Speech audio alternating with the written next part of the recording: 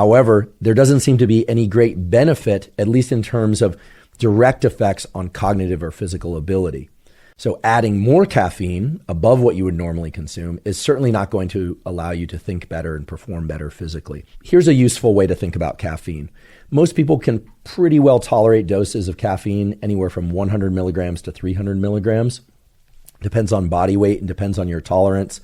A typical cup of coffee, which by the way does not exist, depending on the vendor, depending on how much water to coffee ratio one uses, depending on whether or not it's French press or it's pour over, the type of coffee, et cetera, all of that is going to determine the total amount of caffeine in that coffee. And it's probably somewhere between 100 milligrams, that would be on the weaker side for a 6 or 8 ounce cup of coffee, out to about 300 milligrams for the equivalent 6 to 8 ounces of coffee. I've been drinking caffeine since I was a teenager, mostly in the form of brewed, unflavored yerba mate tea. That's my preferred source of caffeine.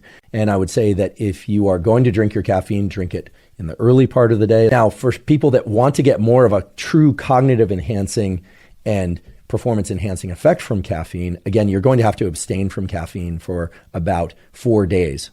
It's not a good experiment. So the short answer is for most adults, there does not seem to be any major downside to consuming caffeine. This is why caffeine has a mood elevating as well as energy elevating effect. I don't personally like the idea of the young brain being bathed in an adenosine receptor antagonist, which is effectively what caffeine is. But those are the sorts of decisions that really should be made in close oversight and recommendations by a psychiatrist. Now, for kids age 15 to say 18 or 20, a lot of brain wiring is still occurring, but a lot of it has been completed. So probably not as risky to consume caffeine every once in a while, or maybe even on a daily basis.